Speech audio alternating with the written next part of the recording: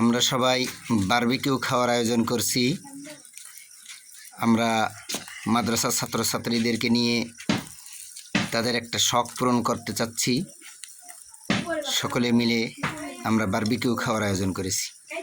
আপনাদের যারা খেতে ইচ্ছুক অতি শীঘ্র যদি চলে আসেন তাহলে আমাদের সাথে শরীক হতে পারবেন ইনশাআল্লাহ।